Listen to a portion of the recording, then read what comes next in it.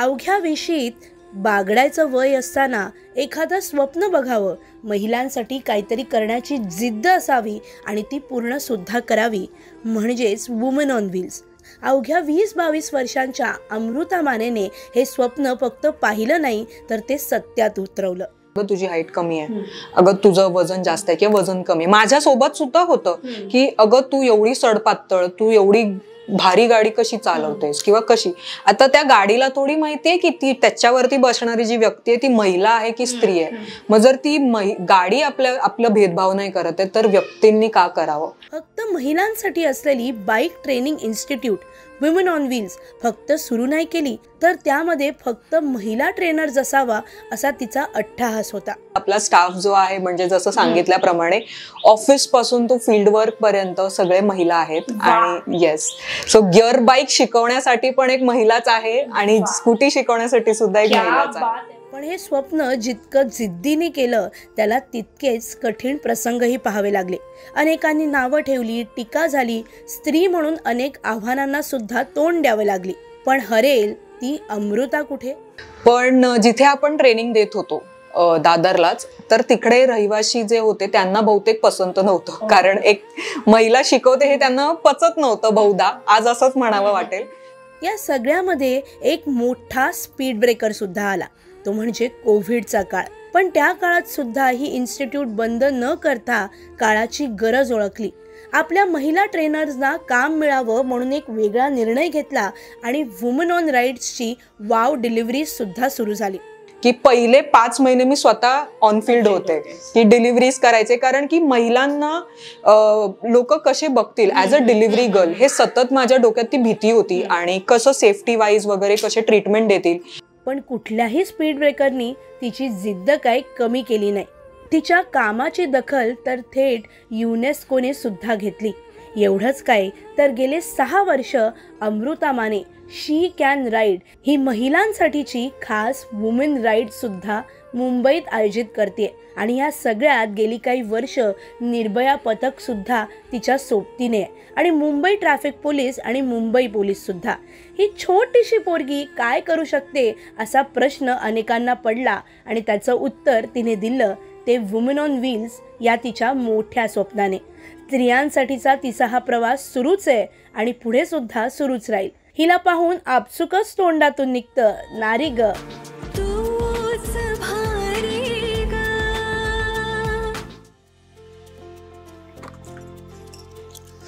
कशी आहेस मैत्रिणी. मी चित्राली आणि मज्जा पिंक मध्ये पुन्हा एकदा स्वागत.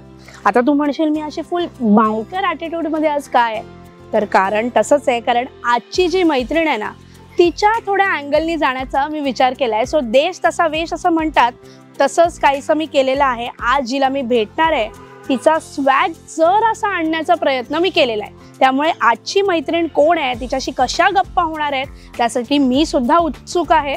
सो येतच असेल ती आता. येस, आलीच.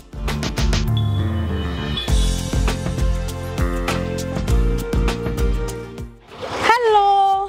हाय.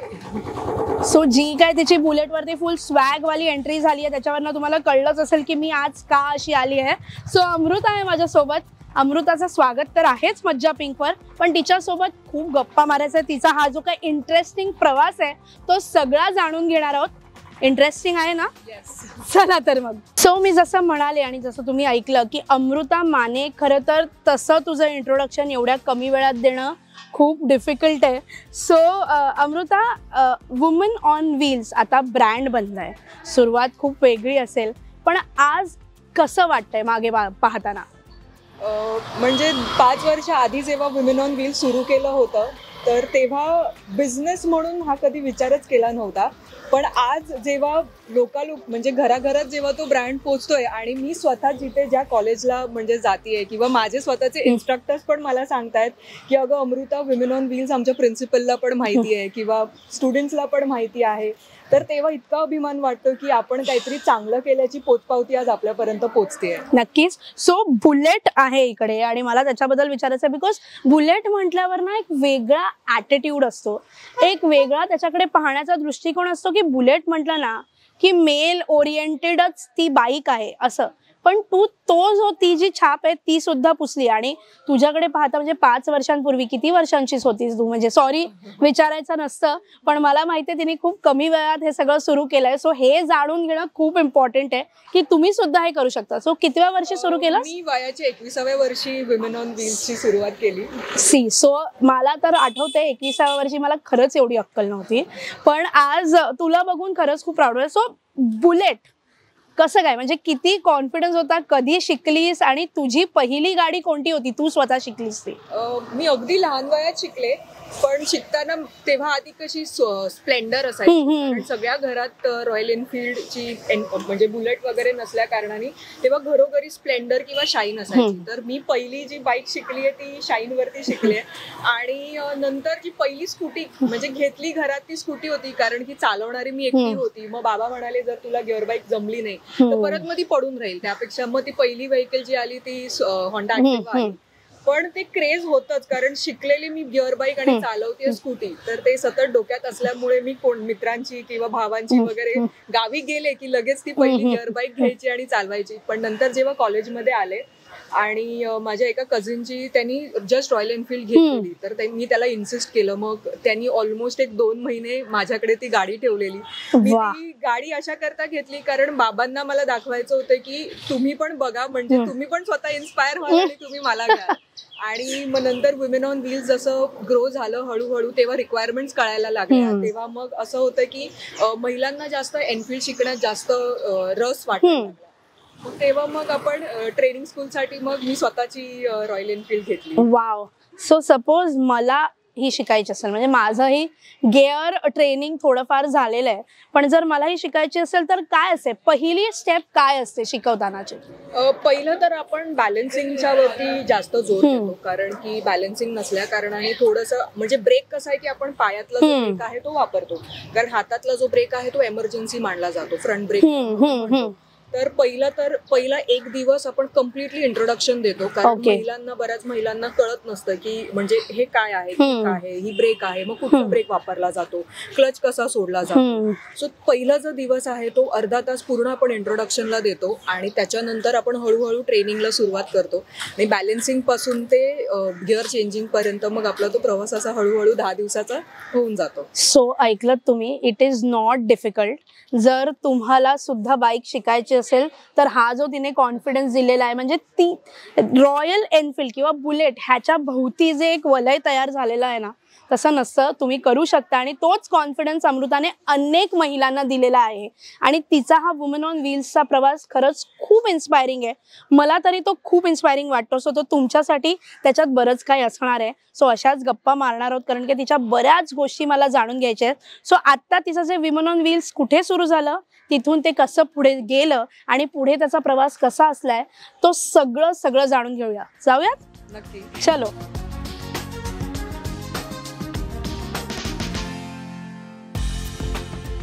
सो आम्ही मस्त छान एक ड्राईव्ह घेऊन आलेलो आहोत. सो अमृताच्या घरी आलोय फायनली, आणि बरंच ऐकलंय मी तिच्याकडनं गाडी कशी चालवायची, काही टिप्स पण तिने मला दिलेल्या आहेत. सो आता त्या सगळ्या तुमच्यासाठी घेऊन आल्या. सो अमृता, कसं वाटतं जेव्हा अशा सगळ्या गप्पा होतात किंवा असं सगळं होतं, किती भरून येतं तुला? खूप म्हणजे इमोशन्स म्हणजे इंटॅक्ट राहतात, कारण की म्हणजे जेव्हा इमोशन म्हणजे तेव्हा प्राऊड फील होतं जेव्हा म्हणजे बाजूनी माझी स्वतःची स्टुडंट जाते चालवत आणि ती मला वेव्ह करते. सो असं वाटतं की जे आपण स्वप्न घेऊन चाललोय, म्हणजे आपण फक्त म्हणत नाहीये की वुमेन एम्पॉवरमेंट, पण ऍक्च्युली जेव्हा ती व्यक्ती आपल्या बाजूनी जाते किंवा कॉल करून किंवा मेसेज करून असे फीडबॅक्स देतात की आज मी इथे म्हणजे जाऊ शकले, किंवा मला स्कूटी शिकले किंवा गिअर बाईक शिकले म्हणून मी हे स्वप्न माझं पूर्ण झालंय. सो हे मोटिवेशन पेक्षा मला स्वतःला मी कधी तो विचारही केला नव्हता की आज इथपर्यंत मी पोहोचू शकते. आणि डेफिनेटली तो दिवस आल्यावरती असं फार भरून तर येतच, पण मी एक ठरवते की जी विक्ट्री आहे त्याच्यावरती जास्त पण मी म्हणजे माझा वेळ इन्व्हेस्ट नाही करत, पण त्याच्याहून काय चांगलं अजून करता येईल किंवा अजून सोसायटीला काय परत देऊ शकतो हा सततचा माझा प्रयत्न असतो. नक्की. सो ही जी काय आपण म्हणतो ह्या ज्या काही गप्पा आहेत, मज्जा पिंक मध्ये आपण कायम इन्स्पायरिंग स्टोरीज बघत असतो. तुझ्यासाठी मैत्रिणी काय काय घेऊन येऊ शकतो. सो हे आज असंच काहीतरी आहे. सो अमृता, प्रवास तू म्हणालीस की 21व्या वर्षी तू सुरू केलं, स्वतःला बाईक शिकण्याची हौस होती म्हणून, पण वुमेन ऑन व्हील्स टाकावं असं का वाटलं? म्हणजे फक्त बायकांसाठीच करावं? बिकॉज तू असंही कोणालाही शिकवू शकले असते, मेल फिमेल असं काही नव्हतं. मग फक्त मुलींना शिकवावं, बायकांना शिकवावं हा थॉट का होता? जेव्हा मला स्वतःला म्हणजे वाटत होते की आपण काहीतरी टू व्हीलर गिअर बाईक शिकावी, तर मी भरपूर प्रयत्न केले, म्हणजे शोधायचा प्रयत्न केला की कोणी शिकवतंय का. आणि तेव्हा माझं वय पण फार कमी असल्यामुळे म्हणजे ती एक कुतूहल होती की गिअर बाईक ही जी बाईक पार्क केली आहे बाहेर घराच्या, ती चालते कशी किंवा चालवायची कशी असते. तर मी माझ्या भावाला विचारलं त्यावेळेस की मला शिकवशील का. तर त्याच्याने हा ठीक आहे आज शिकवतो, उद्या शिकवतो. आणि मी गावी गेले होते, तर मग माझ्याकडे अगदी फार म्हणजे कमी दिवस राहिले होते आणि मग मी त्याच्या मागे लागले की बघ मी 2 दिवसात मुंबईत जाणार आहे, त्याच्या आधी मला शिकायचीच आहे. तर त्यांनी जबरदस्ती का होईना त्यांनी शिकवली, पण ती म्हणजे जशी शिकवली पाहिजे किंवा ती शिकवल्यावरती मला चालवता आली पाहिजे त्या प्रमाणात त्यांनी शिकवली नव्हती. मग मी मुंबईला पण येऊन मग थोडंसं असं कोणी शिकवू शकतं का मला, त्याचं मी म्हणजे सर्च करत राहिले, पण मला काही सापडलं नाही. आणि नंतर जसं जसं हळूहळू कॉलेज संपायला आलं, तर तेव्हा माझ्या डोक्यात सुरू होतं की आपण काहीतरी स्वतःचा व्यवसाय केला पाहिजे. तर प्रत्येक वेळी माझं हेच होतं की जे बघितलं म्हणजे आता एक अपॉर्च्युनिटी आली आहे, तर त्याच्यात आपल्याला रस आहे का किंवा आपण करू शकतोय का हे डोक्यात येत होतं. आणि एक दिवस असं झालं की शेवटचा माझा पेपर होता आणि मी संध्याकाळी नाईट वॉकला गेले होते, तर एक पुरुष आहे तो शिकवत होता तिच्या बहिणीला, की बायको होती, पण तो शिकवत कमी होता आणि ओरडत जास्त होता. तर ती जी कल्पना होती ती माझ्या डोक्यात म्हणजे बसली, कारण की माझ्यासोबत सुद्धा असंच काहीतरी झालं होतं. कारण माझ्या भावानी ते शिकवणं कमी पण ते ओरडणं जास्त होतं. आणि म्हणजे त्यांनी जे शिकवलं होतं ते मला पुरेसं नव्हतं. आणि मी जेव्हा बाहेर सर्च करायला गेले म्हणजे शोधायला गेले, तर तेव्हा कोणी शिकवणारं पण नव्हतं. मग ती जी अपॉर्च्युनिटी होती ती पटकन मी ग्रॅब केली आणि दुसऱ्याच दिवशी म्हणजे माझा शेवटचा पेपर होता, तो पेपर वगैरे देऊन आले. मी अक्षरशः तो पेपरच्या नंतर जे आपलं असतं भेटणं वगैरे मित्रांना मैत्रिणींना, ते मी अक्षरशः टाळलं. मी पटकन घरी आले आणि ह्याच्यावरती अभ्यास केला की 2 व्हीलरसाठी ड्रायव्हिंग स्कूल्स आहेत का आपल्याकडे. तर त्या सर्चमध्ये मला काही सापडले नाहीत. आणि त्याच्याहून जास्त महिलांसाठी फक्त आहेत का, म्हणजे फक्त एक स्त्री एका स्त्रीला शिकवते असं काहीतरी आहे का. कारण की जसं मी म्हटल्याप्रमाणे भले माझा भाऊ शिकवत होता, पण थोडासा तो अनकम्फर्टेबलनेस तो येतोच आपल्या मनात किंवा काही. तेच जर असं कुठचा तरी इतर बाहेरचा पुरुष आपल्याला शिकवतोय, तेव्हा तर तो जो म्हणजे ती सेफ्टी किंवा तो कम्फर्टेबल जे आपण असतो एका स्त्री सोबत, ते डेफिनेटली पुरुषांसोबत नसतो. तर मग ते पॉइंटर्स मी लिहून काढले आणि मग ते अगदी डोक्यात माझ्या बसलं की हे जे माझ्या डोक्यात आहे ते सोसायटीमध्ये हे सगळं 21व्या वर्षात झालंय. अगदी माझा पेपर संपलाय, ग्रॅज्युएशनचा शेवटचा पेपर, आणि दुसऱ्या दिवशी हे सगळं मी सुरू केलंय. आणि तेव्हा मग कंटिन्यू डोक्यात राहिलं की बहुतेक महिलांना सोसायटीमध्ये फार गरज आहे. त्यांना स्कूटी शिकायची तर आहे, पण शिकवण्यासाठी कोण नाही, किंवा गिअर बाईक शिकायची आहे पण शिकवण्यासाठी कोण नाहीये. आणि मी असा छान व्हॉट्सअप ड्राफ्ट केला आणि तो ब्रॉडकास्ट केला. तेव्हाच ठरलं नाही, तेव्हा अगदी मी धनश्री मोटर ट्रेनिंग स्कूल वगैरे, म्हणजे धनाजी पप्पांचं नाव आणि राजेश्री आईचं नाव, तर ते धनश्री म्हणून धनश्री मोटर ट्रेनिंग स्कूल असं मी डोक्यात ठेवलं होतं. आणि तो मी छान मेसेज ड्राफ्ट केला होता, कारण मला तेव्हा आठवतोय कोणत्या तरी माधुरी दीक्षित मॅमचा एक मूवी आला होता, तो बुलेट वरती जास्त प्रेरित होता, बकेट लिस्ट. तर तो तेव्हा जस्ट आला होता. त्याच्यात एक हे असतं बघ, बुलेट चालायचं माझ्या लिस्ट मध्ये पण आहे. करेक्ट. सो ते माझ्या डोक्यात आलं की तुम्हाला तुमची बकेट लिस्ट कम्प्लीट करायची आहे का. मी ती जी टॅगलाईन आहे ती पटकन ती घेरली आणि तो मी मेसेज केला की तुम्हाला बकेट म्हणजे तुमची स्वतःची बकेट लिस्ट कम्प्लीट करायची आहे का, तुम्हाला 2 व्हीलर शिकायची आहे पण महिलांकडून शिकण्याची इच्छा आहे का. तर ह्या ज्या प्रश्न म्हणजे जे त्यांना समोरून ज्या प्रश्न पडतील त्यांचं उत्तर माझ्याकडे होतं. आणि तो मी छान मेसेज ब्रॉडकास्ट केला आणि त्याच्यानंतरचे जे रिप्लायज होते ते अक्षरशः मला इतकं मोटिवेटिंग होतं की मी अगदीच दुसऱ्या दिवशी लगेच अक्षय तृतीया होतं आणि त्या दिवशी मी ट्रेनिंग सुरू केलं आणि पहिल्यांदाच आपल्याला 3 क्लायंट्स लगेच रेडी झाले. वा, क्या बात आहे. सो हे मुळात तू दादरमध्ये सुरू केलंस आणि तू म्हणते 3 क्लायंट्स.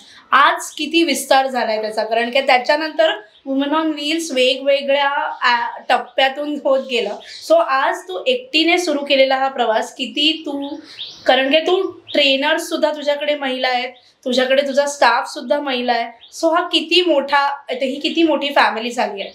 आता आपण 2000 पेक्षा जास्त महिलांना इंडिपेंडेंट केलंय, आपण त्यांना शिकवलं आहे आणि आज आपला स्टाफ जो आहे म्हणजे जसं सांगितल्याप्रमाणे ऑफिस पासून तो फील्ड वर्क पर्यंत सगळे महिला आहेत. आणि येस, सो गिअर बाईक शिकवण्यासाठी पण एक महिलाच आहे आणि स्कूटी शिकवण्यासाठी सुद्धा एक महिलाच आहे. म्हणजे आपण म्हणतो ना विमेन एम्पॉवरमेंट, त्याचं खरं उदाहरण जर असेल तर हे आहे. अमृता माने माझ्या बाजूला बसली आहे, वुमन ऑन व्हील्स, आणि मज्जा पिंकचा हाच प्रयत्न आहे की अशा सगळ्या स्टोरीजना किंवा तुमच्यातील कर्तृत्वाला सलाम करण्याचा. सो येस, तू म्हणालीस तसं की हे सगळं सुरू तर झालं. मग धनश्री मोटर्सचं वुमन ऑन व्हील्स कसं झालं? जसं जसं हळूहळू स्टार्ट केलं तेव्हा मला म्हणजे डोक्यात एकच होतं आणि माझं MBAचा पण अभ्यास सुरूच होता. तर शिक्षणही सुरू होतं आणि जे काय होत करू अमृता होती तिचं हे आजूबाजूला हे सगळं सुरूच होतं. तर MBA सुरू असताना तिकडे जे काही शिकवायचे त्याचं केस स्टडी मी माझ्या स्वतःच्या बिझनेसमध्ये अप्लाय करायचे. आणि तिथे म्हणजे आम्हाला एकच सांगितलं होतं की स्वतःच्या बिझनेसला एक नाव हवं, किंवा जसं आपण स्वतःच्या बाळाला एक आयडेंटिटी देतो आपण त्याला नाव देतो आणि मग ते पूर्ण तो जोपर्यंत ह्या विश्वात असतो तोपर्यंत त्याचं नाव असतं. तसंच मग मी पण विचार केला की माझा हा जो बिझनेस आहे, हे जे बाळ आहे त्याला जर एक खूप छान असं नाव दिलं तर ते अजून लोकांपर्यंत पोहोचेल. आणि मग मी सतत त्याच्यावरती प्रयत्न करत होते. माझे जे मित्रमंडळी होते त्यांना प्रत्येकांना मी हा टास्क दिला होता की प्रत्येकाने एक एक नाव घेऊन यायचं आणि मग जी काही नावं आली ती मी एका पेपरवरती लिहिली आणि तशीच मग म्हणजे अशी सिलेक्ट करून करून मग विमेन ऑन व्हील्स असं नाव आलं. वा वा वा वा वा, बेस्ट. आणि विमेन ऑन व्हील्स पुढे अनेक 2000च्या वरती महिलांनी बाईक शिकल्यात, त्यांच्या आपण म्हणतो पायावर उभे आहेत वगैरे, पायानी बाईक चालवत आहेत वगैरे, सगळं ठीक आहे. पण या सगळ्या प्रवासात जितकं आपण छान छान बोलतोय तिथे असेही टप्पे आले असतील जिथे गिव्हअप करावं असं वाटलं किंवा काही नाही होतंय असं वाटलं, कारण की बिझनेस म्हटल्यावर अप्स अँड डाऊन्स येतातच. मग असे क्षण होते का? कुठे असा क्षण होता जिथे वाटलं की अरे नाही यार, ह्याच्यासाठी नाही केलंय आपण, असं कधी झालं? अगदीच. म्हणजे पहिले 3 महिने खूप छान होते आणि असं वाटत होतं की आपणच आपले बॉस, म्हणजे एकदम जे करतोय ते आपण भारीच करतोय. पण जिथे आपण ट्रेनिंग देत होतो दादरलाच, तर तिकडे रहिवासी जे होते त्यांना बहुतेक पसंत नव्हतं, कारण एक महिला शिकवते हे त्यांना पचत नव्हतं बहुधा, आज असंच म्हणावं वाटेल.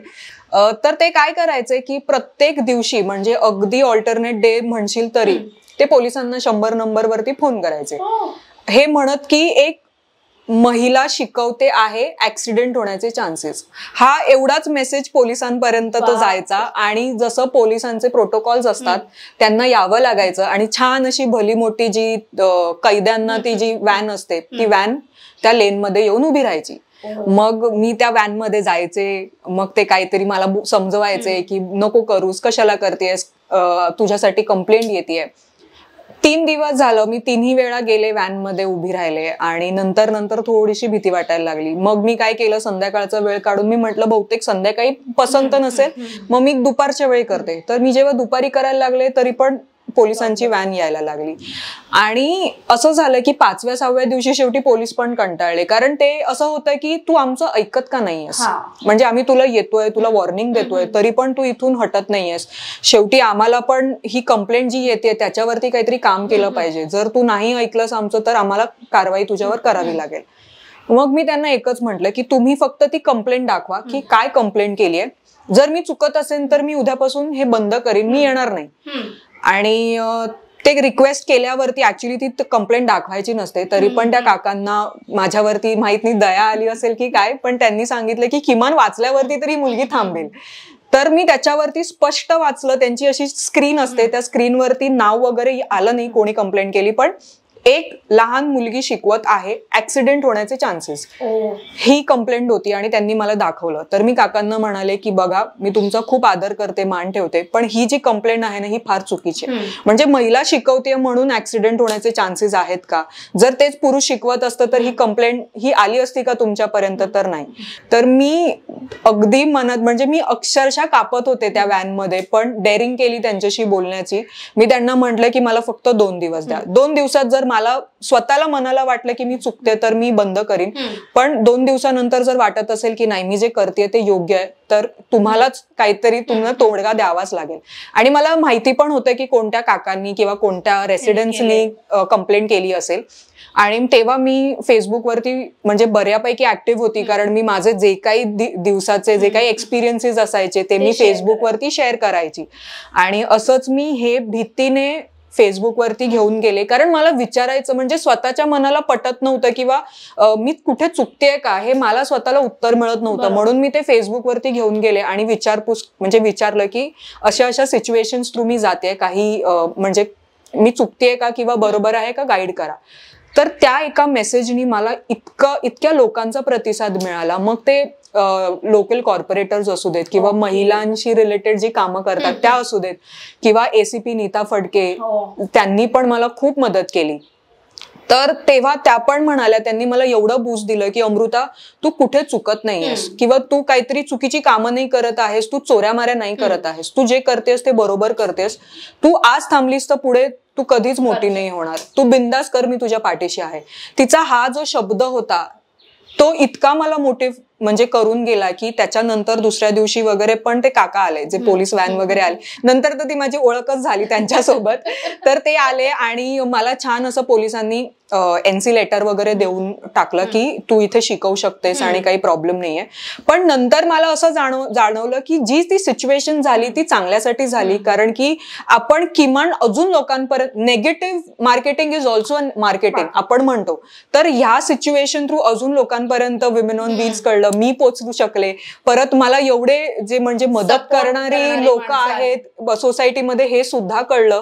आणि त्याच्यानंतर ह्याची सक्सेस स्टोरी जर तू विचारशील तर त्याच काकांनी मला 1 वर्षानंतर, जेव्हा हळूहळू विमेन ऑन व्हील्सचं नाव झालं, त्यांना माहित नव्हते की ती मुलगी मीच आहे. त्यांनी मला कॉल, म्हणजे ऑफिस नंबरवरती कॉल केला, कारण तोपर्यंत मीच ऑफिस गर्ल होती, झाडू पण मीच मारायचे, शिकवायचे पण मीच. तर ते ट्रू कॉलरवरती त्यांचं नाव आलेलं, तर मला माहित होतं की तेच आहेत. तर मी पण त्यांची मुद्दाम शाळा घेत होते की त्यांनी कॉन्टॅक्ट केला मला. आणि मी मग त्यांना मुद्दाम मग तुम्ही इथे राहता का, तिथे राहता का, इथेच हेच का तुमचं घर वगैरे. मग त्यांनी विचारलं, अहो माझ्या सुनेला स्कूटी शिकायची आहे, तर तुम्ही शिकवता का? तर मग मी सगळं ऐकून घेतलं. आणि मात्र फोन ठेवायच्या वेळी माझं ते कुतूहल होतं आणि ते मला बोलायचं होतं, त्यामुळे मी ठेवताना म्हटलं की काका, मी नक्की शिकवेन, आवडेल ना, का नाही, मी शिकवणार, पण मी तीच मुलगी आहे ज्यांना तुम्ही 100 नंबरवरती फोन करून तुम्ही कंप्लेंट करायचं आणि व्हॅन घेऊन यायचा. तर आता फक्त नाव झालंय म्हणून आज तुम्ही मला कॉल करताय. तर ही जी सक्सेस स्टोरी होती, तर ते जेव्हा मी पोलीस माझ्याकडे आले, जर त्या दिवशी जर मी थांबले असते तर कदाचित त्या काकांनी मला कॉल केला नसता. सो हे माझ्यासाठी खूप मोटिवेशन होतं की जी काही अडचण, म्हणजे मी आज पण जे काही मला अडचणी येत असतील, मी एवढंच डोक्यात ठेवते की ही सिच्युएशन मला काहीतरी नक्कीच शिकवते किंवा देव मला काहीतरी सांगायचा प्रयत्न करतोय. क्या बात आहे. सो खरंच एक लाईफ कम्स अ सर्कल आपण असं म्हणतो, तसं हे झालं की ज्यांनी कंप्लेंट केली तेच नंतर तिच्याकडनं धडे घेण्यासाठी उत्सुक होते. तर खरंच तुझं कौतुक करावं तितकं कमी आहे. वय लहान, त्यात बरेच टॅबूज असतात की अरे मुली हे करू शकतात का, त्यात शरीर यष्टी बघितली जाते की अगं तू एवढीशी आहेस, तू एवढी आहेस, तू ती बुलेट पेलवू शकशील का. हे सगळे मिथ्स, हे सगळे टॅबूज, हे सगळे तोडून तू ते करतेस, त्यासाठी खरंच तुझं कौतुक करावं तितकं कमी आहे. तू म्हणालीस तसं 2000 महिला, या सगळ्या ज्या काही अडचणी आल्या त्यातून तू पुढे मार्गला, हे मार्ग काढत काढत अमृता खानविलकर पर्यंत सुद्धा तुझं नाव पोचलं आणि तिने सुद्धा बुलेट ट्रेनिंग तुझ्याकडनं घेतलं. सो हे सगळं कसं जुळून आलं? मी जसं म्हटल्याप्रमाणे मी माझं काम करत राहिले आणि म्हणजे जसं आहे की आपण जेवढं चांगली कर्म करतो देव तेवढं देतो. आणि नकळत म्हणजे अगदी लॉकडाऊन मध्येच ही अपॉर्च्युनिटी माझ्यापर्यंत पोहोचली. कारण की लॉकडाऊन मध्ये कसं की त्यांना पण म्हणजे ते पण अगदी स्टॅग्नंट होते, त्यांना पण काही कामं नव्हती. आणि त्याच्यामुळे त्यांनी मला कॉन्टॅक्ट केला. आणि अमृताताईला लेह लडाखला जायची फार आवड आहे, तर तिने ते डोक्यात होतं की तिची बकेट लिस्ट आहे की तिला त्या राईडसाठी आलेली आहे. तर तिला ते डोक्यात होतं की त्या वर्षी ती जाणार होती लेह लडाखला. आणि तसंच तिने आपल्या एका स्टुडंटला, अदिती लिमये कामत आहेत, तर त्यांना सुद्धा आपण शिकवलं आहे. तर त्यांच्या रेफरन्स थ्रू मग मला ती अपॉर्च्युनिटी मिळाली. तर हे शेवटी वर्ड ऑफ माउथ थ्रूच गेलं. कारण की जर एक स्टुडंट जेव्हा तो खुश असतो तेव्हाच ते अजून 10 स्टुडंट आपल्याला मिळू शकतात. सो ते पण म्हणजे सक्सेस स्टोरी सारखंच माझ्याशी झालं. नक्कीच. आणि तू म्हणालीस लॉकडाऊन मधलं, सो मला आठवत आहे की लॉकडाऊन मध्ये वुमन ऑन व्हील्सने अजून एक प्रयत्न केला, पुन्हा बायकांना काहीतरी देण्याचा प्रयत्न केला. आणि मला आठवत आहे की तो सगळा प्रवास सुरू झाला, ते काय होतं ते तू सांग. लॉकडाऊन मध्ये म्हणजे जसे सगळ्यांनाच म्हणजे भरपूर काही त्रास झाले, तसंच मला सुद्धा कारण 2019लाच म्हणजे 2018ला आपण विमेन ऑन व्हील्स सुरू केली. आणि 19ला 1 वर्ष कंप्लीट झाल्यावरती मग मी ती डेअरिंग केली की आपण आता ऑफिस घेऊ स्वतःचं. तर ऑफिस घेतल्यावरती डिसेंबरला ऑफिस घेतलं. एक महिना काहीतरी तो रेनोव्हेशन मध्ये गेला, जानेवारी गेला. फेब्रुवारीमध्ये कायचे ते 28 दिवस मी काढले असतील ऑफिसमध्ये. आणि मार्चमध्ये लगेच लॉकडाऊन लागलं. आणि तेव्हा सगळ्यांवरतीच हे संकट असल्यामुळे जे काही आपलं रेंट होतं ते रेंट सुरूच होतं. म्हणजे मी बऱ्याच वेळी माझ्या जे कोण लँडलॉर्ड होते त्यांना रिक्वेस्ट केली की थोडंसं काहीतरी कन्सेशन द्या, पण त्यांनी नाही दिलं. पण ते सुद्धा त्यांनी नाही दिलं, त्यामुळे आज मी वाव डिलिव्हरीज करू शकले हे मी म्हणेन. कारण असं होतं की सगळेच घरी होते आणि मला माझे जे स्टाफ होता तो पण मला स्वतःकडे ठेवायचा होता, मला त्यांना गमवायचं नव्हतं. आणि दुसरी गोष्ट सतत डोक्यात असं पण होत होतं की आता माहित नाही की लगेचच ड्रायव्हिंग करायला किंवा ट्रेनिंगसाठी महिला येतील की नाही आपल्याकडे. कारण की ते एक अत्यावश्यक गोष्ट नव्हती. तर किती महिने लागतील, कधी सुरू होईल. आणि माझे ट्रेनर सतत मग मला थोडंसं एक आठवड्यांनी मग मला मेसेज करायचे की मग अमृता काय होतंय, आपलं लगेच ट्रेनिंग स्कूल सुरू होईल का किंवा कधी करणार आहोत. तर ते थोडंसं ना माझ्यावरती प्रेशर यायला लागलं. आणि जो तो 2 महिन्याचा लॉकडाऊनचा काळ होता तो मी जराही वाया न घालवता मी काय त्याच्यात अजून वेगळं सेगमेंट सुरू करू शकते का, विमेन ऑन व्हील्स म्हणजे ट्रेनिंग स्कूलच्या व्यतिरिक्त ह्याच्यावरती माझा अभ्यास सुरू होता. तर बाबा पण माझे बिझनेस मध्येच असल्यामुळे त्यांचा भाजीचा व्यवसाय आहे. तर त्यांना मी विचारलेलं की मी तुमच्यासोबत येते. कारण आम्ही काय तर लॉकडाऊन मध्ये सगळे घरात झोपायचे, पण फक्त ते आमच्या अख्ख्या बिल्डिंग मध्ये फक्त ते कामाला जायचे. तर नंतर मी असं म्हटलं बाबा मी तुमच्यासोबत येते, मला भाजी विकायची आहे, कारण मला घरी नाही बसायचंय. तर ते म्हणाले नाही, तू म्हणजे ह्या बिझनेसमध्ये तुला शिकायला अजून थोडा वेळ लागेल किंवा ती पेरिशेबल आयटम आहे, लगेच खराब होणारी गोष्ट आहे. तर आता मी करतोय, पण मी तुला ऍडवाइस करेन की तू जर मोठा विचार करत असेल तर तू ह्या व्यवसायात नको येऊस. तर मग त्याच्यानंतर काय तर दूध डेअरी, दुधाचे प्रकार आपण सतत वापरत होतो, मग ते डोक्यात आलं, तर ते पण नाही. आणि एक दिवस असं झालं, जून 1ची गोष्ट आहे की माझ्या म्हणजे नेबरचा बर्थडे होता आणि त्यांनी तिच्या बर्थडेसाठी काकांनी केक ऑर्डर केला होता. तर असंच बसल्या बसल्या आपण बसलोय तसं त्यांनी सांगितलं की अगं अमृता मी केक ऑर्डर केलाय पण ते डिलिव्हरी नाही देत आहेत आपल्याला. तर मग ही जी अपॉर्च्युनिटी होती ते सहज बोलून गेले की अगं डिलिव्हरी देत नाहीयेत ग ते, आपण पण कसं जाणार, पण हिथला केक पण तेवढाच महत्वाचा आहे कारण अगदी छोटी होती ती. तर मी म्हंटल की बघू आपण काही प्रयत्न करू. आणि घरी आले मी, तो बर्थडे सेलिब्रेशन वगैरे ते सगळं मी सोडलं, मी अक्षरशः माझ्या घरी परत आले आणि मी विचार केला की ह्यांची अडचण फक्त बर्थडे पुरतं केक आणणं, घरी आणणं ही अडचण होती. पण सोसायटीमध्ये असे किती वृद्ध लोक असतील ज्यांचे म्हणजे जे त्यांचे स्वतःची म्हणजे मुलगा असेल किंवा मुलगी असेल जी परदेशी गेली असेल आणि इथे ते एकटेच असतील घरात, मग त्यांची बँकेची कामं, जे औषधं आहेत ती जी घरपोच करायची असतील ती कोण करत असतील, हा कोण करत असतील हा प्रश्नच माझ्या डोक्यात भिणभिणला. आणि लगेच 8 की 9 जूनला आपण वाव डिलिव्हरीज ही सुरू केली. म्हणजे आपल्या ऑलरेडी ट्रेनिंगच्या ज्या स्कूटी होत्या त्या अशाच धुळखात होत्या आणि आपल्याकडे जे ट्रेनर्स होते ते पण घरीच बसलेले, त्यांना पण काहीतरी स्वतःचं इन्कम परत सुरू करायचं होतं. आणि असं झालेलं की म्हणजे जे माझे ट्रेनर्स आहेत त्यांच्या घरी पण सगळे जे काम करणारे होते त्यांचा पण बऱ्याच लोकांचा जो जॉब आहे तो निघाला होता. तर त्यांना पण ते सतत डोक्यात तेच होते की आपण काहीतरी वेगळा जॉब करूयात का किंवा काय. तर मी त्यांना ती स्वतःच अपॉर्च्युनिटी दिली की बघा, आपल्याला किमान थोडेसे का होईना, म्हणजे जसं ट्रेनिंग स्कूलला मिळतं तेवढे नाही, पण किमान थोडेसे सर्व्हाइव्ह करायची अमाऊंट तरी आपण जनरेट करू शकतो. तर तुम्ही बघा, विचार करा आणि मला सांगा. मग सगळ्यांनी सपोर्ट केला मला आणि तशीच वाव डिलिव्हरीज, म्हणजे मला स्वतःला आठवतंय की पहिले 5 महिने मी स्वतः ऑन फील्ड होते की डिलिव्हरीज करायचे. कारण की महिलांना लोक कसे बघतील ऍज अ डिलिव्हरी गर्ल, हे सतत माझ्या डोक्यात ती भीती होती. आणि कसं सेफ्टी वाईज वगैरे कसे ट्रीटमेंट देतील.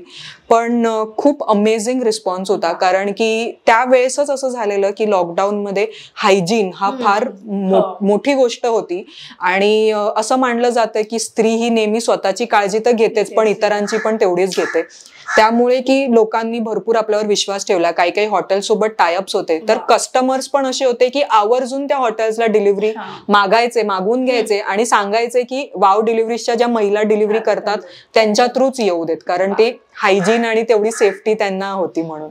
क्या बात आहे. सो हा जो विश्वास आहे आणि हे जे तू निर्माण केलंस म्हणजे तुझ्या ज्या स्टाफसाठी, ते खरंच खूप अजूनही सुरू आहे. इतके वर्ष झालं तरी सुरू आहे आणि त्यातूनही तू काय काय करण्याचा प्रयत्न करते.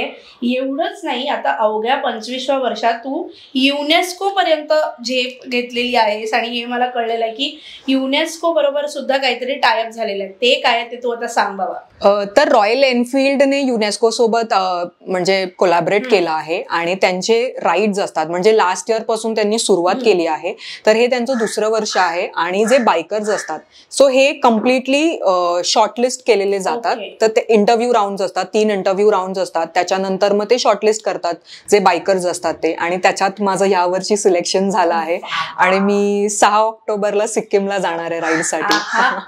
वा. सो हेही नसे थोडके असं म्हणतात की एक जी पायरी आहे ती तू चढत चालली आहेस. 21व्या वर्षात तुझा प्रवास सुरू झाला. वेगवेगळे टप्पे तू गाठते आहेस. युनेस्को पर्यंतची तिची झेप झालेली आहे. त्याचसोबत अजून एक नवीन टप्पा वुमन ऑन व्हील्सने आता सुरू करायचा ठरवलेला आहे. काहीतरी नवीन बायकांसाठी किंवा इतरांसाठी काय काय घेऊन येते आहे. सो ते काय असणार आहे? आपण नवीन एक बिझनेस सुरू करतोय. कारण की जसं म्हणजे मला रोडशीच असं काहीतरी वेगळंच नातं आहे मला असं वाटतंय. कारण जो माझा बिझनेस आहे एकतर गाड्यांशी किंवा रोडशी, म्हणजे जिथे ताकद असते तिथे माझा काहीतरी संबंध आहेच. आणि तसंच मी आता इन्फ्रास्ट्रक्चर नारी म्हणून हा नवीन बिझनेस सुरू करतेय. त्याच्यातही नारी आहेच. हो. कारण की आता जसं इंजिनियर्स डे झालं, मी एका प्रोग्रामला गेले होते. तिथे आपले CM सर आले होते, एकनाथ शिंदे सर. तर त्यांनी त्या प्रोग्राम मध्ये असं सांगितलं की आता रिडेव्हलपमेंट किंवा डेव्हलपमेंट आणि सस्टेनेबल डेव्हलपमेंट एवढी वाढत चालली आहे, एवढे अपॉर्च्युनिटीज आहेत जे लोकांपर्यंत पोहोचत नाहीयेत. आणि त्यातूनही महिला पुढे येत नाहीयेत ह्या कामासाठी. कारण की जसं मी सांगितलं की जसं ड्रायव्हिंग स्कूल किंवा गाडी चालवणं, गिअर बाईक चालवणं हे फक्त मेन सेंट्रिक आपण विचार करताना तो फक्त पुरुषांसाठी आहे हा विचार करतो. तसंच जेव्हा आपण इन्फ्रास्ट्रक्चर वरती जेव्हा विचार करतो तेव्हा पण तेच होतं की महिला फार कमी आहेत. म्हणजे त्या ऑडिटोरियम मध्ये कमीत कमी 1000 पुरुष होते, महिला होत्या. पण जेव्हा आम्हाला विचारलं की ह्याच्यातलं कोण म्हणजे त्या बिझनेसमध्ये आहेत, तेव्हा कोणाचाच हात वरती नव्हता. आणि जसं मी म्हंटल की संधीचं सोनं करणं हे माझ्यातलं ते थोडंसं टॅलेंट आहे. आणि मी अक्षरशः हात बघते की कोणी वर केलाय का, तर ते नव्हतं. आणि मग ती अपॉर्च्युनिटी मी ग्रॅब केली आणि म्हटलं की मग आता इथे नाही आहेत, मग आपण का नाही करू, किंवा आपण किमान बघू की का महिला पुढे येत नाहीत किंवा येऊ का नाही शकत आहेत.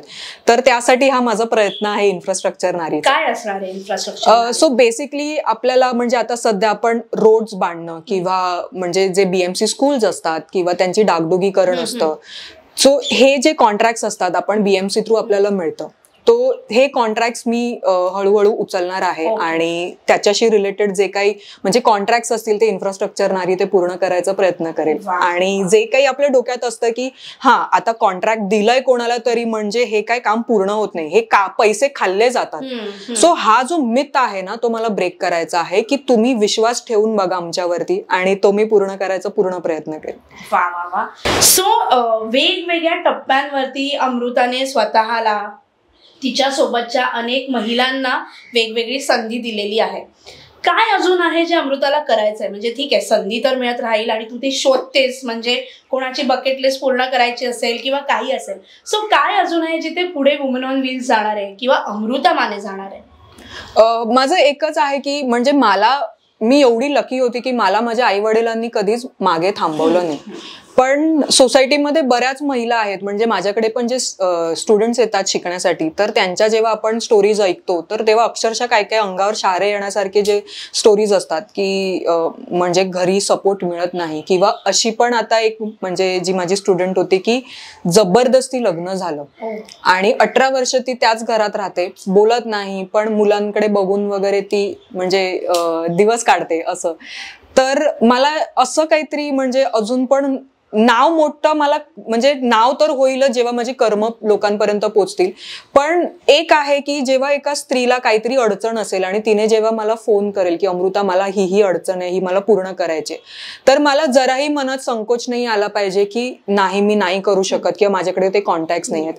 आज मला म्हणजे आज विमेन ऑन व्हील्स मला का मोठं करायचंय कारण माझे जे स्टाफ आहेत मला ते मोठे झालेले बघायचे आहेत. कारण ते ज्या दिवशी मोठे होतील त्या दिवशी मी तर डेफिनेटली होईनच, पण त्यांना काही अडचण किंवा म्हणजे स्टुडंट्सला काही अडचण किंवा सोसायटीमध्ये कुठचीही महिला आहे जिला माझी गरज आहे की पैशांची असू देत किंवा कुठच्या दुसऱ्या कामांची असू देत, तर मला नाही बोलता आलं नाही पाहिजे, त्यामुळे मला नाव मोठा करायचंय. वाह.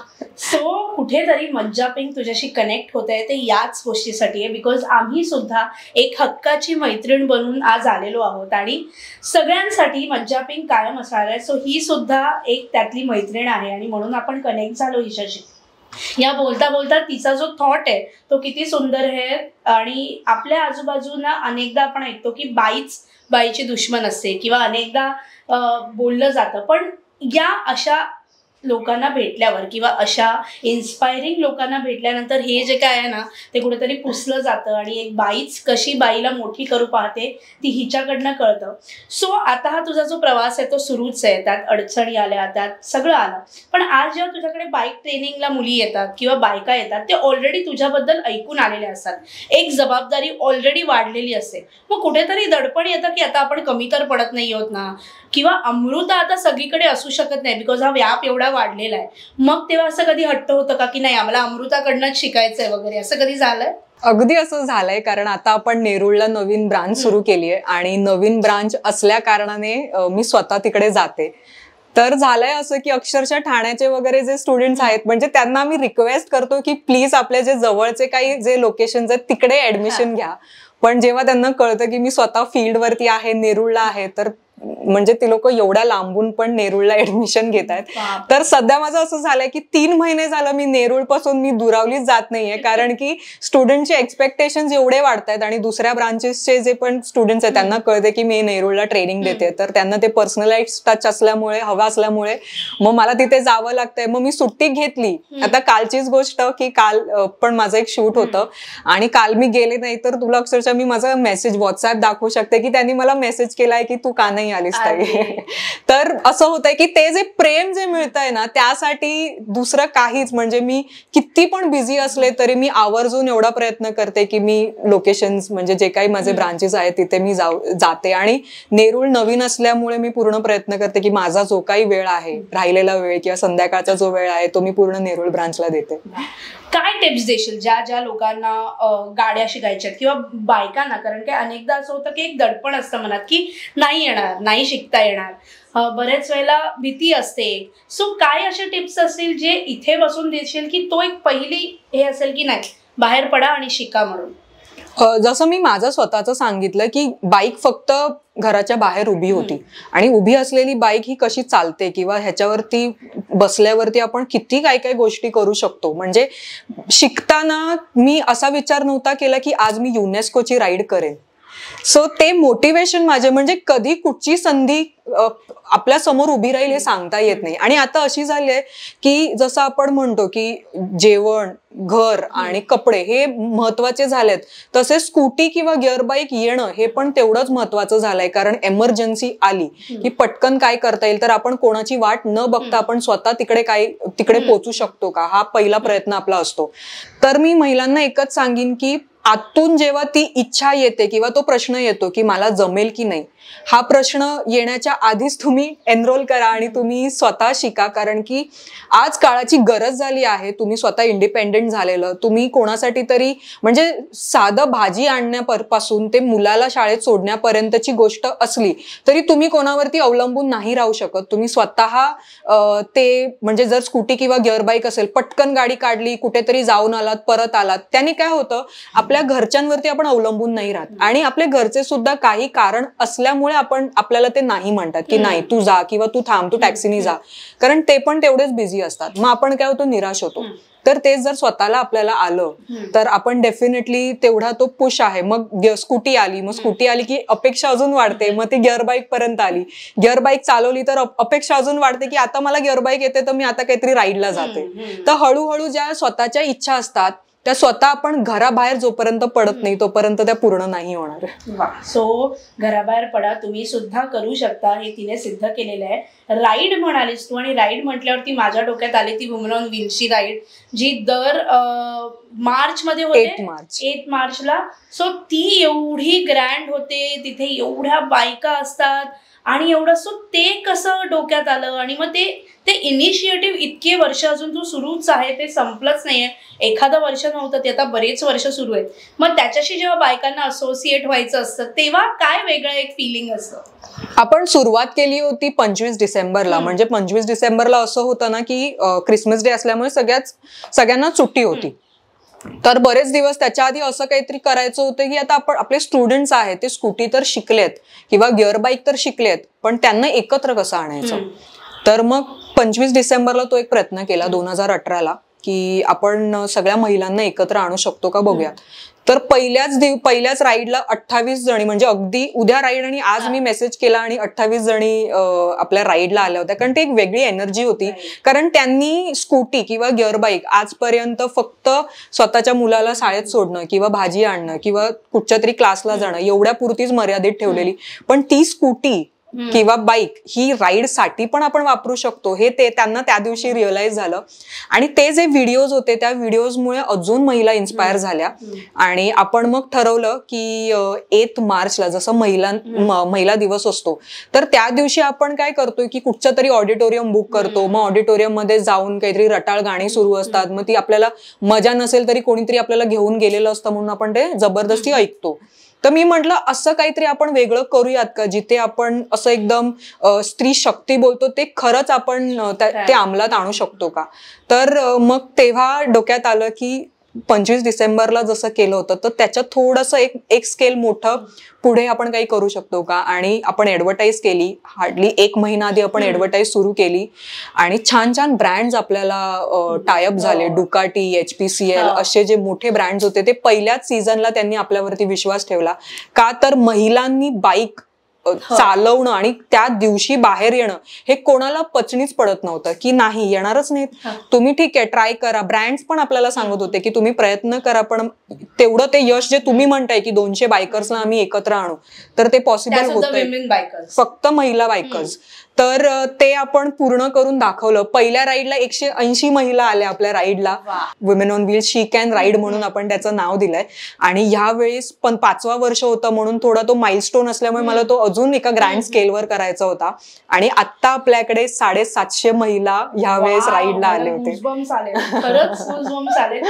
खरंच ह्याला सक्सेस स्टोरी म्हणतात आणि ह्याला विमेन सक्सेस स्टोरी म्हणतात की त्या बाईला घराच्या बाहेर फक्त एक आपण जसं म्हणतो की विमेन्स डे आहे तर आपण तिला हे करतो, मेसेजेस देतो, तेवढ्या पुरता सीमित न राहता ती विमेन राईड इतक्या ग्रँड लेवलला करणं खरंच खूप कौतुकास्पद आहे. मी मगासपासून म्हणते की जितकं ऐकावं तितकं कमीच आहे, जितकं कौतुक करावं तितकं कमीच आहे. आणि ही अशीच भरारी सुरू राहू दे. यामध्ये मला विसरून चालणार नाही, तो मध्ये तुझा एक व्हिडिओ व्हायरल झाला आणि त्यात तू मला रडताना दिसलीस.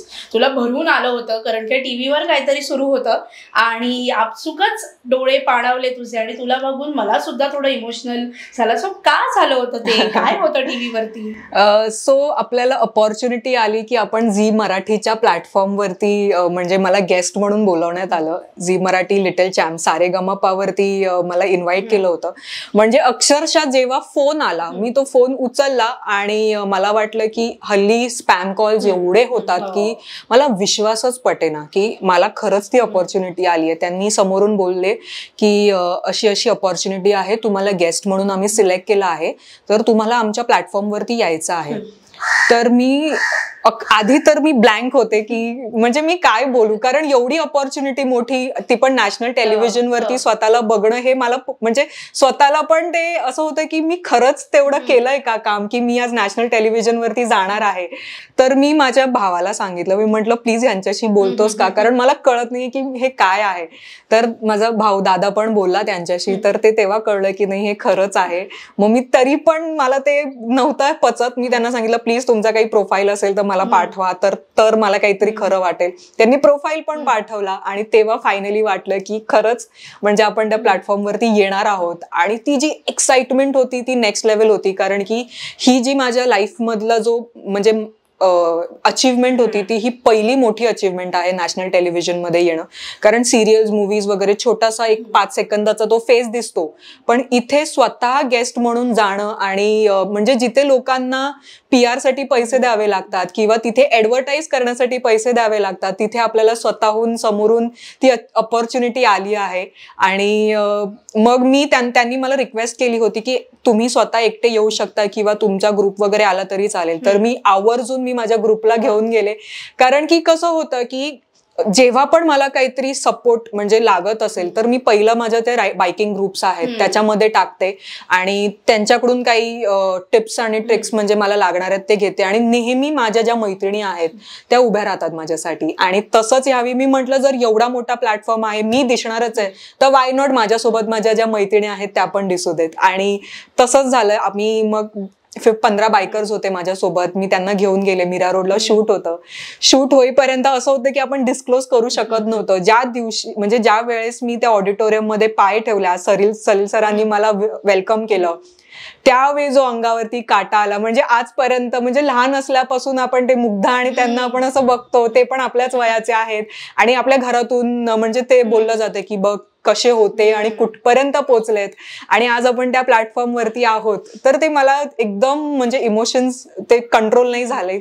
शूट चालू होतं तेव्हा पण मी आपली कंट्रोल करतेय, रडते आतून, कारण असं होतं ते आनंदाचे अश्रू होते. आणि फायनली जेव्हा तो टेलिकास्टचा दिवस होता, म्हणजे माझ्या बाबांनी, माझ्या आईनी, माझ्या भावानी, म्हणजे भाऊ पण कसा आहे की तो क्वचितच असे म्हणजे अप्रिसिएशन वगैरे टाकतो. आणि त्या दिवशी सकाळीच त्यांनी मला सांगितलं की माझा एक व्हिडिओ शूट कर. मी त्याचा कॅमेरा असा पकडला आणि तो छान बोलतोय की आज माझी बहीण झी मराठीच्या प्लॅटफॉर्मवरती येते, तुम्ही सगळ्यांनी नक्की बघा वगैरे. आणि इट वॉज सो इमोशनल. म्हणजे तो जो दिवस होता की सगळ्यांचे कॉल्स येत आहेत की आता आम्ही थांबलोय. आणि मग नंतर जेव्हा ऍडव्हर्टाईज मध्ये तो टीजर यायला लागला की अगं अमृता तू दिसतेस टेलिव्हिजनवरती. अँड फायनली इव्हनिंग म्हणजे जे 9:30ला जो ऍक्च्युअल एपिसोड होता त्याच्या आधीच म्हणजे 8:30 आय रिमेंबर बाबांना म्हणजे मी तो व्हिडिओ पाठवला होता टीजरचा. त्यांनी किमान त्या 1 तासात 150 ते 200 वेळा तो व्हिडिओ पाहिला असेल की माझी मुलगी दिसतेय, खरंच दिसते, झी मराठीवरती दिसते. आणि तो झालं समोर, मी स्वतःला बघते आणि म्हणजे मी स्वतःच बोलते, हे सगळं झालंय तरी पण मी एवढी रडत होते कारण की जे 5 वर्षामागचे जे स्ट्रगल्स होते, ज्यांनी मला त्रास दिलाय किंवा ज्यांनी प्रयत्न केलाय की मी हरू देत, त्यांच्यासाठी म्हणजे मी ते सगळं सहन करून आज मी पुढे गेले आणि फायनली म्हणजे मी ते टीव्हीवर दिसते आणि मला ते असं होतं की ज्यांनी ज्यांनी मला त्रास दिलाय ना ते पण बघत असतील आज मला आणि ते पण बोलत असतील अरे वा ही इथपर्यंत पोहोचली. सो ते जे होतं अचिव्हमेंट आणि ते स्वतःला पण म्हणजे आपण म्हणतो ना की आपण स्वतःचं जास्त तारीफ नाही करत. सो त्या दिवशी असं झालं की नाही थोडंसं काहीतरी आपण केलंय आणि तशी ती फिलिंग होती. आणि नंतर तर त्याच्यानंतर खरं सांगते तर लाईफ अगदी चेंज झाली आहे. खरंच झाली. डिग्री यू टर्न झालाच आहे.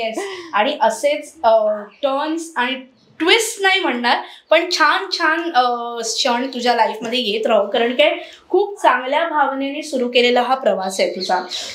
महिलांसाठी सुरू केलेला आहे. आपण जेव्हा म्हणतो की अपॉर्च्युनिटीज नसतात, एक बाई दुसऱ्या बाईला पुढे जाऊ देत नाही, त्या जगात किंवा त्या वातावरणात असं काहीतरी तू सुरू केलंस 21व्या वर्षी. आणि आज तुझ्याकडे जो स्टाफ आहे तो महिलांचा आहे. तू त्यांची हक्काची मैत्रीण झाली जशी आम्ही आहोत मंचाफिल्म, तशी तू सुद्धा झालीस. सो येस, तुझ्यासारख्या सगळ्या महिलांना, तुझ्यासारख्या अनेकांना सलाम आणि तुलाही सलाम, तुझ्या या कर्तृत्वाला सलाम. अशीच छान छान काम करत राहा. हे काम करताना सपोर्ट खूप महत्त्वाचा असतो. आपण म्हणतो की आपण काम करतो, आपण दिसत असतो, पण पाठी जे उभे असतात ना ते खूप महत्त्वाचे असतात. तो पाठीचा कणा कोण झाला? तर पाठीचा कणा मेन म्हणायला गेलं तर माझे वडील, माझा भाऊ आणि माझी आई. कारण की आधी सुरुवातीला जसं मी सांगितल्याप्रमाणे मीच ट्रेनर होते, मीच सगळं करायचे. एकटी असल्यामुळे मी रात्री घरी 11, 11:30 किंवा 11:45 व्हायचे. तर कधी त्यांनी मला प्रश्न नाही केला की एवढ्या वेळ तू बाहेर का थांबलीस, किंवा जे काही माझे आता मित्र आहेत, म्हणजे मला खरं सांगायचं तर मैत्रीण एकही नाहीये. आणि जेवढे माझे जे जवळचे मित्र आहेत ते सगळे म्हणजे फ्रेंड्स आहेत ते मेलच आहेत, फिमेल फ्रेंड्स नाही आहेत. तर हे सगळे म्हणजे इव्हेंट असू देत किंवा मला काही पटकन काहीतरी लागलं बिझनेसशी रिलेटेड किंवा पर्सनली पण, तर हे सगळे उभे राहणारी लोक आहेत. आणि वडिलांनी तर मला जे आपण म्हणतो की जर आपला बिझनेस आपल्या वडिलांना पटला म्हणजे मग तो कुठच्याही इन्व्हेस्टरला पटू शकतो. तर तसं माझ्यासोबत झालं. तर माझे अजून पण म्हणजे आत्ताही जे खजिनदार किंवा इन्व्हेस्टर आपण जे म्हणतो ते माझे वडील आहेत. कारण मला आधी जी स्कूटी लागणार होती, जी माझ्याकडे ऑलरेडी ऍक्टिव्हा होती, पण त्याच्यानंतर मला जाणवलंय की मला पेप्ट वगैरे स्कूटी पेप्ट लागेल कारण वजनाचं थोडंसं प्रॉब्लेम असल्यामुळे. त्यांनी मला जराही विचारलं नाही की तुला का ही लागणार आहे किंवा ही जी इन्व्हेस्टमेंट करतेस ती तू किती दिवस घेऊन जाणार काय. त्यांनी पूर्ण विश्वास ठेवला आणि जी सुरुवातीला लागणारं जे भांडवल असतं ते जराही विचार न करता मला सरळ त्यांनी सांगितलं की तू हे घे, तुला वाटतंय ना तू योग्य करतेस, तू बिंदास कर. आणि अजूनही ते तेवढाच पाठिंबा देतात मला की तू म्हणजे माझ्या दिलेस ना बाबा. अगदी अगदी अगदी म्हणजे त्यांनी मागितले नाहीयेत पण ते म्हणजे नावात, म्हणजे आता जसं माझं नाव होत आहे जे मी टीव्हीवरती दिसतेय, म्हणजे जसं तुम्ही मला विचारलं की टीव्हीवरती झी मराठीवरती दिसले, मी तर रडले पण माझ्याहून डबल माझे वडील रडत होते. तर ते त्यांच्यासाठी ती अचिव्हमेंट आहे. तर त्यांना रिटर्न्स म्हणजे पैशात रिटर्न्स न मिळता मी त्यांना असं रिटर्न्स दिलाय की मी त्यांचं नाव पुढे घेऊन जाते. आणि जर मला घरून सपोर्ट नसता तर डेफिनेटली आज मी एवढं पुढे बिंदास करू शकले नसते. कारण की हा असं क्षेत्र आहे जे ड्रायव्हिंग स्कूलचं मी निवडलं आहे, तिथे बरेच लोक आपल्याला दाबायचा प्रयत्न करतात कारण हा मेन सेंट्रिक असल्यामुळे तिथे महिला घाबरतात किंवा बहुतेक त्या तिथपर्यंत पोहोचल्या नाही जात. पण माझ्या बाबांनीच मला लहानपणापासून असं शिकवलंय की जर तू चुकत नशील तर आरेला कार्य करायला शिक. तर त्यामुळे आज मी म्हणजे इतकं बिंदास आणि जे काही अडचणी मला येतात त्याला सामोरे जाऊ शकते. आणि त्यांची शिकवणच मला आजपर्यंत खूप मदत करते आणि यापुढे सुद्धा करत राहील. येस. आणि म्हणजे हे सगळं बोलताना मला तू सारखं म्हणताना ऐकायला येतं की अनेकदा हे मिथ्स असतात की हे करू नाही शकत, ते करू नाही शकत, मुली हे करू नाही शकत, म्हणून हे क्षेत्र असं आहे जिथे मेल ओरिएंटेड आहे, त्यात तू स्वतःचा एक निश क्रिएट केला वगैरे. सो जेव्हा एखादी मुलगी शिकायला जाते किंवा शिकते तेव्हा असं म्हटलं जातं की अरे तुझी हाईट कमी आहे ना तुला येणार नाही, तुझं वजन कमी आहे ना तुला हे जमणार नाही, तुझं वजन जास्त आहे ना तुला तुझं वजन घेऊन ते जाणार. हे मिथ्स आहेत.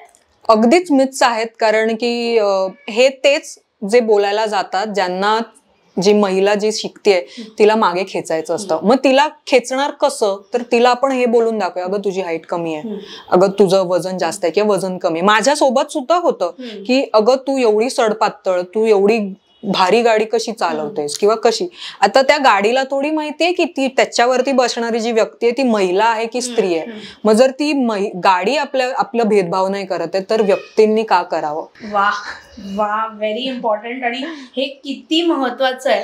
पण असं करताना सुद्धा प्रॅक्टिकली जेव्हा आपण ही गाडी शिकतो किंवा चालवतो तेव्हा अनेक अडचणी येऊ शकतात. आपण म्हणतोय की बुलेट खूप जड आहे, तू म्हणतेस तसं. मग अशा वेळेला काय टिप्स देतेस तू तुझ्या ज्या ट्रेनर्स असतात त्यांना, किंवा मॅनेज करताना अनेकदा ट्रॅफिकमध्ये सगळ्यात मोठा घोळ होतो, बिकॉज अनेकदा तुला पाय खाली टेकावे लागतात, तुला ती गाडीचं वेट मॅनेज करावं लागतं. सो तेव्हा काही टिप्स असतात का? आपण आता हा जो कोर्स आहे हा 10 दिवसाचा कोर्स आहे, पण आपण असं नाहीये की फक्त गल्लीतल्या गल्लीत शिकवतो, पण वी मेक शुअर की तुम्हाला सिग्नल्स, तुम्हाला टर्निंग्स कसे घ्यायचे, स्पीड ब्रेकरवरती तुम्ही कसं केलं पाहिजे. परत रोड ट्रेनिंग, आपल्याला जे शेवटचे 2 दिवस असतात ते रोड ट्रेनिंग वरती पण आपण जास्त कॉन्सन्ट्रेट करतो. आणि जसं आपण म्हटलंय की हाईट कमी असेल तर प्रॉब्लेम्स येतात, डेफिनेटली येतात, पण त्याला आपण ऑप्शन्स पण ठेवले आहेत. सो ज्यांची हाईट छान आहे त्यांना आपण ऍक्टिव्हा देतो, ज्यांची हाईट थोडीशी कमी आहे त्यांना स्कूटी पेप देतो. गिअर बाईक मध्ये पण आपण ते सेम केलं आहे, ज्यांची हाईट कमी आहे त्यांना सिटी 100 देतो. मग ज्यांनी जे वेल टू डू आहे, थोडीशी हाईट एकदम छान आहे, त्यांचा रुबाब पण छान आहे, त्यांना आपण रॉयल एनफील्ड शिकवतो. सो आपण ऑप्शन्स दिलेत, आपण त्यांना डिमोटिवेट नाही करत आहोत. जर एका व्यक्तीला इच्छा असेल शिकण्याची तर त्याला ऑप्शन्स डेफिनेटली आहेत. येस, सो तुम्ही शिकू शकता.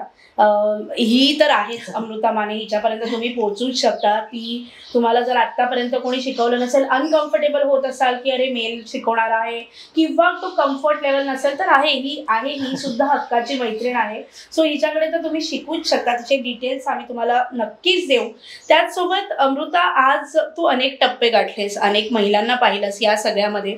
कुठल्या अशा ह्या होत्या ज्या तुला स्ट्रेंथ देऊन गेला? असं बरंच असतील ज्यांना भेटल्या असतील आणि त्यांच्याकडनं काही नाही काय घेत पुढे गेली असेल. अशा कोण होत्या ज्यांनी तुला या प्रवासात खूप स्ट्रेंथ दिला?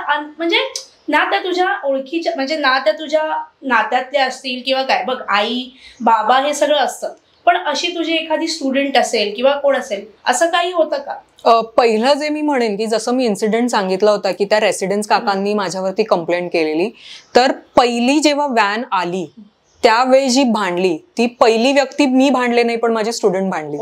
सो तिने जो माझ्यात स्ट्रेंथ दिला ना की अमृता तू नाही चुकत आहेस, माझ्याकडे लायसन्स आहे, तू पण बरोबर करते, तू शिकवतेस, तू पण ऍब्सोल्युटली काळजी घेतेस, तू कशाला घाबरते. तर मी भांडायच्या आधी, मी काहीतरी बोलायच्या आधी त्या ताईनी, म्हणजे सोनल गावडे ताई, मी तिचं नेहमी नाव घेते, तर तिने जो म्हणजे नाहीतर कधी कधी मला तेव्हा पहिल्यांदा जेव्हा गाडी आली तेव्हा मला डोक्यात एकच होतं की माझे स्टुडंट्स काय म्हणतील, की ते परत माझ्याकडे येतील का. पण ह्याचं एकदम उलटं झालं की ती माझ्या आधी भांडायला लागली आणि त्याच्यानंतर मी ठरवलंय की नाही, आता हिने जर ही माघार नाही घेते तर मी कशाला माघार घेऊ.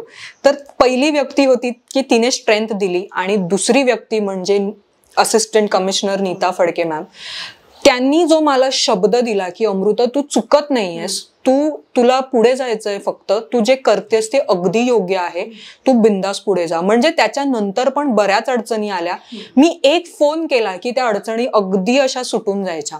म्हणजे इतक्या लास्ट मोमेंट, कधी कधी रात्री फोन केलाय त्यांना, सकाळी फोन केलाय, कधी अवेळी फोन केलाय, पण त्यांनी नेहमी प्रयत्न केलाय की माझे कॉल्स उचलून मला ते काही जे म्हणजे म्हणतात ना की मला लागणारं जे काही साधनं असतील ती माझ्यापर्यंत पोहोचतील. आणि आतापर्यंत पण ते अजून माझे, म्हणजे ते रिटायर झालेत, पण जे कोणी त्यांच्या खुर्चीवरती बसतात, शी मेक शुअर की मी त्यांच्यापर्यंत पोहोचीन किंवा त्यांना भेटीन आणि त्यांची मदत मला मिळेल. कारण आपण ड्रायव्हिंग स्कूलचा बिझनेस असल्यामुळे सतत आपल्याला पोलिसांशी निगडीत असलंच पाहिजे. आणि आपला जो शिक अँड राईडचा इव्हेंट आहे, सो तो तिच्यामुळेच आपण कोलॅबरेट करू शकलो मुंबई ट्रॅफिक पोलीस सोबत. आणि दर 5 वर्ष झालेत आतापर्यंत आपण प्रत्येक वर्षी मुंबई ट्रॅफिक पोलीस सोबतच हा इव्हेंट करतो. आणि ते फक्त आणि फक्त नीता फडके मॅम मुळेच हे पॉसिबल आहे. सो येस, अशा तुला वेळोवेळी सगळ्या भेटत जाऊ आणि तू सुद्धा अनेकांना भेटून हा सगळा जो उत्साह आहे, हा जो सगळा जो प्रेरित करणारा प्रवास आहे तो सुरूच राहू देत. अजून टप्पे गाठ की जेणेकरून आपण अजून तुला भेटू, तुझ्या बरोबर अजून तुझ्याबद्दल जाणून घेण्याची उत्सुकता आहे. जेवढं बोलू तेवढं कमीच आहे अमृताबद्दल. त्यामुळे आता जरी या गप्पांचा ओघ थांबत असला तरी तिच्याबद्दल बरंच जाणून घ्यायचं असेल तर पुन्हा भेटणार असू तर तुम्ही आम्हाला सांगा तुझ्याबद्दल. अजून तिला भेटून अजून काही करायचं असेल, अजून काही आपण तुमच्यासाठी ट्रेनिंग सेशन्स ऑर्गनाईज करू शकतो का, तर आपण ते सुद्धा मज्जा पिंक थ्रू करणार आहोत. सो असं बरंच काही आपण करणार आहोत. पण तुर्तास आपण थांबणार आहोत. पण जाता जाता अमृता, आज प्रत्येक जण जिथे बसलेली तुला पाहते ती आपली मैत्रीण आहे, ती तुझी मैत्रीण आहे. तुझ्याकडनं आज ती बरंच काही घेऊन जाणार आहे. आज 21व्या वर्षात सुरू झालेला हा प्रवास इथपर्यंत येऊन पोहोचला आहे. पुढे बराच मोठा पल्ला गाठायचा आहे तुला. आज जाता जाता त्या प्रत्येकीला तुझ्यातली स्त्री, तुझ्यातली जी कधी हरली नाही, जी कधी थांबली नाही, जी अजूनही भांडतेय, झगडतीये, लढतीये, ती काय सांगेल? मी एकच सांगेन की म्हणजे जसं वाव डिलिव्हरीचं होतं, लोकांना कामं नव्हती, पण मला इतकं काम होतंय की म्हणजे अक्षरशः मी 3 ते 4 तास फक्त झोपायचे. पण जे जे मला भेटायचे ते म्हणतात की अमृता, तू देवाला आभार मान की आज तुझ्याकडे काम आहे, तुला आराम करायला वेळ नाहीये. पण बाहेर सोसायटीमध्ये अक्षरशः लोक जीव देत आहेत ज्यांच्याकडे कामं नाहीयेत. तर मी एकच म्हणेन की आज जर तुमचा दिवस बिझी जात असेल, तुमच्याकडे भरपूर कामं आहेत, तर ती रडत नका बसू मला किती कामं आहेत. किंवा दुसरं असं पण होऊ शकतं की तुम्हाला कामं नसतील तुमच्या हाताशी. कधी ना कधी तो योग्य क्षण येतोच. दुसरी गोष्ट की वयाची मर्यादा नाही तुम्हाला तुमचं कर्तृत्व दाखवण्यासाठी. मी 21व्या वर्षी करू शकले तर तुम्ही डेफिनेटली तुमच्या वयात तर करूच शकता. ह्याला काही म्हणजे बोलतात ना की रिझन नाही आहे की माझं वयच कमी आहे किंवा माझं वयच जास्त आहे. तर वयोमर्यादा नाहीये स्वतःचं कर्तृत्व दाखवण्यासाठी. किंवा इच्छा आहेत आणि ती पूर्ण करायची आहे तर ती आपल्यावरतीच अवलंबून आहे. कारण मी एक छोटंसं उदाहरण देते म्हणजे स्वतःच्या आईचं, की मी लहान असताना मला ती स्कूटी मिळाली आहे. ती स्कूटी खरं घेतली होती आईसाठी, पण तिला ती शिकलीच नाही कारण ती पूर्णतः माझी झाली. मग मी ती स्कूटी शाळेत कॉलेजला घेऊन जायचे, क्लासला घेऊन जायचे, पण तिने कधीच कंप्लेंट नाही केली. पण ती सतत तिचं एक होतं, नाही मी एक दिवस स्वतःची स्कूटी घेणार, भले ती बिल्डिंग खाली पार्क असू देत पण मी घेणार. आणि आता गेल्या महिन्यात पप्पांनी माझ्या तिला गिफ्ट केली. सो तिचं एक होतं की 13 वर्षांनंतर ती गोष्ट पूर्ण झाली आहे. आणि त्याच्यावर म्हणजे त्या गोष्टीवर मी एवढी शिकली आहे की तिने भले म्हणजे ते सोडलं नाही, तिने फक्त आता सध्या ती पार करून ठेवली आहे. सो तिने एकच होतं तिच्या मनात की स्कूटी पाहिजे मला. आणि दरवर्षी म्हणजे दरवेळी सारखं पप्पांच्या मागे लागायची की मला घ्या, मला घेऊयात वगैरे. पण 13 वर्ष ती हटली नाही मागे आणि फायनली ती पूर्ण झाली. तर मी पण ते इन्स्पायर एवढी झाले की मनात इच्छा असेल, आकांक्षा असतील तर त्या गोष्टी पूर्ण होतातच. आणि देव आहेच पाठीशी. चांगली कर्म करत राहा, आपल्याला ती पूर्ण परतफेड मिळतेच. नक्कीच. सो येस, बरंच बोललोय आपण आणि यातून बरंच काही घेऊन जाण्यासारखं आहे. तू सुद्धा घे. तुझ्यासाठी होतं हे सगळं की तू सुद्धा करू शकतेस. तूही मागे पडू नकोस. आणि अमृतासारख्या अनेक आपल्या मैत्रिणी आहेत जे हेच वारंवार सांगतात. So yes Amruta, I am sure तुला सुद्धा मज्जा आली की नाही? खूप जास्त. म्हणजे इतकं फ्रेंडली आणि छान इंटरव्ह्यू झाला. कारण तो इंटरव्ह्यू देतोय असं वाटतच नव्हतं ना. कॅमेरा कॉन्शियस व्हायला झालं. एकदम फ्रेंडली, आपण असं मैत्रिणींसारखं गप्पा मारतोय असंच वाटत होतं. Yes, thank you so much. असेच पुन्हा पुन्हा भेटत राहू. पण जाता जाता तुझ्यासाठी एक छोटीशी गिफ्ट आणलाय. सो मज्जा पिंक तर तू विसरणार नाहीस आम्हाला. सो जाता जाता तर तू प्लीज सगळ्यांना सांग तुझ्या हक्काने की सबस्क्राईब करा आणि आम्हाला फॉलो करा. बिकॉज आता हा प्रवास सुरू झालाय, तुझ्यासारख्या मैत्रिणींची गरज आहे. नक्कीच मज्जा पिंक या चॅनलला सबस्क्राईब करा. आणि डेफिनेटली माझ्यासारख्या अजून जास्त महिला या प्लॅटफॉर्मवरती येणारच आहेत आणि त्या तुम्हाला इन्स्पायर करतील. त्यासाठी नक्की सबस्क्राईब करा. Yes, thank you so much. आणि ही छोटीशी भेट आम्हाला लक्षात तर तू ठेवशीलच, पण तुझ्या या सगळ्या प्रवासासाठी आमच्याकडनं खूप खूप शुभेच्छा. Thank you so much. Thank you so much for having me on the platform. Thank you.